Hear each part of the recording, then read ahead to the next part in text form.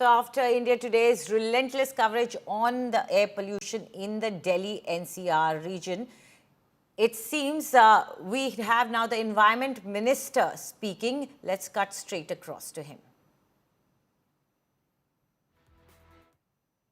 Fuel जो है वो नियम लागू किया गया, इंस्पेक्शन करने के लिए पहुंचे हैं। संसद में भी ये मुद्दा जो है वो अच्छा हुआ ये संसद में मुद्दा उठा है। मैं समझता हूं, मैं धन्यवाद करता हूं जिन सांसदों ने इसको उठाया है। आप 10 साल तक चुप क्यों रहे, मेरा ये जरूर सवाल है।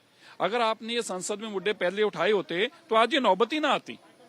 आप, मैं कहना चाहता हूं, आम आदमी पार्टी के सांसद भी हैं, इसमें दिल्ली से चुनकर गए हैं। आप चुप क्यों रहे 10 साल तक?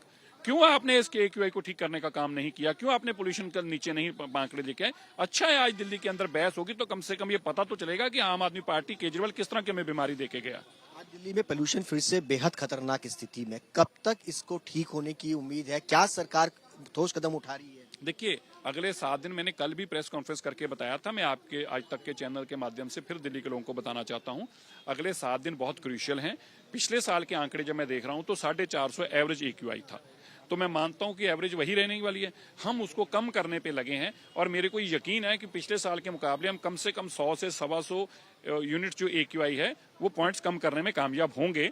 लेकिन क्योंकि मौसम अगले दिनों में, पिछले आंकड़े सालों के मैं देख रहा हूं, 2024 के आंकड़ों में अगर आप देखें तो आज 452 था शायद, तो अभी 350 के आसपास है, मैं अभी देख रहा था। तो हम 100 आंकड़े भी अगर करेंगे तो मुझे लगता है कि एक सफल प्रयोग रहेगा, जिसके ऊपर हम कह रहे हैं 358 है अभी।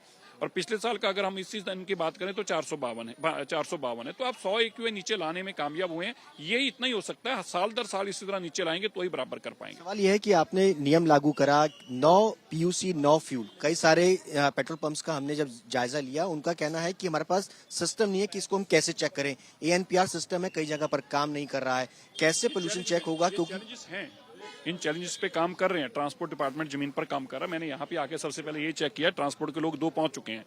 तो ये चैलेंजेस तो हैं, इन्हीं चैलेंजेस को तो हमने ठीक करने के लिए लगे हुए हैं। तो ये देखिए, अभी आप ये जो चेक कर रहे हैं गाड़ियां, तो इसीलिए ये सारा ये स्टेशन जो अभी चालू कराए हैं हमने आके, या आप अगर देखेंगे किसी के पास नहीं पोल्यूशन, तो ये कौन सा सर्टिफिकेट है बताना बेटा? ये PUCC जो कैंसिल होगा, जिस पर नहीं होगा उसको अप्रूवल नहीं मिलेगा, उस पर लिखा आएगा, बताना इनको, बताना।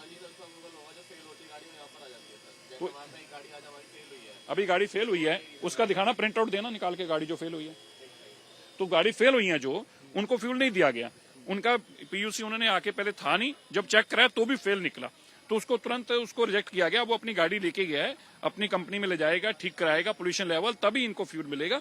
मुझे लगता है कि देखिए, 100% सक्सेस रेट तो किसी चीज की भी नहीं हो सकती, पर मैं इस बात से आश्वस्त हूं और इस बात से मुझे तसल्ली है कि जो हम करने में कामयाब हुए हैं उससे कम से कम 100-125 AQI नीचे लाएं। 100% उसकी कंप्लाइंट ना हो, अगर 80% कंप्लाइंट भी हो तो मुझे लगता है कि अच्छा रिजल्ट उससे भी निकल सकता है। बहुत बहुत शुक्रिया बातचीत करने के लिए। दिल्ली सरकार के एनवायरमेंट मिनिस्टर जो कि औचक निरीक्षण करने के लिए पहुंचे थे पेट्रोल पंप पर, किस तरीके से ANPR सिस्टम काम कर रहा है और काम नहीं कर रहा है, तो उस पर सख्त कार्रवाई जो है वो किया जाए। लेकिन 100% किसी का भी रिजल्ट जो है वो सामने नहीं आता, लेकिन उसके लिए टाइम जो है वो जरूर लगेगा। कैमरा पर्सन नासिर खान के साथ सुशांत मेहरा, दिल्ली, आज तक।